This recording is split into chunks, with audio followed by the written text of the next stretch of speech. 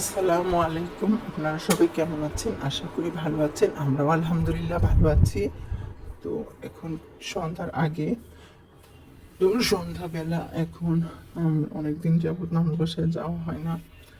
নানু অসুস্থ ছিল, এখন নানু আলহামদুলিল্লাহ একটু সুস্থ আছে। সবাই আমার নানুর জন্য দোয়া করবেন। তো কয়েকদিন যাবত নানুর বাসায় যাওয়া হচ্ছে না, তাই আজকে নানুর বাসায় গেলাম। গিয়ে দেখছিলাম যে আমার খালামণি পিঠা বানাচ্ছিল। তো ওই যে আপনাদের সাথে একটু শেয়ার করি। এই যে আম্মু বানিয়েছিল এই পিঠাটা।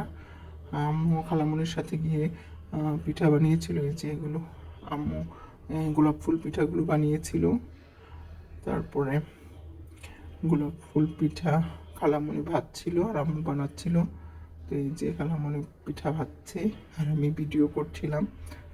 আম্মু বানিয়ে বানিয়ে দিচ্ছিল আর খালামুনি পিঠাগুলো ভাজছিল।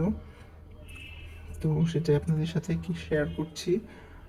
তো গোলাপ ফুল পিঠা বানাচ্ছে আর বানাবে মুখ পাকন পিঠা। মুখ পাকন পিঠা আমার খুব পছন্দ। তো ওই কালামুনি পিঠাগুলো বানাচ্ছিল।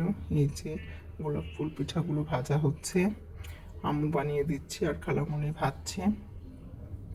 তো এই যে পিঠাগুলো সুন্দর ভাজা হয়ে গেছে। এগুলো একটু রোদ্রে 2 দিন শুকিয়ে তারপরে আবার ভেজে গুড়ের শিরাতে দিয়ে তারপর খাওয়া হবে। এই যে আম্মু মুখ পাকন পিঠা বানিয়েছিল, সেগুলো খালামুনি এই যে মুখ পাকন পিঠাও ভাজছিল, ভেজে উঠিয়েছিল। এই যে এগুলো শিরাতে দিয়ে তারপরে খাওয়া হবে। তো এই যে আম্মু সবগুলো পিঠা বানিয়ে শেষ করেছে আর খালামুনি সবগুলো পিঠা ভেজে ভেজে উঠাচ্ছিল। আম্মু আর খালামুনি মিলে পিঠাগুলো বানাচ্ছিল আর আমার নানু পিঠার যে রুটিগুলো সেগুলো বেলে দিচ্ছিল। তো এই যে পিঠা বানানো অলমোস্ট ডান, শেষ হয়ে গেছে।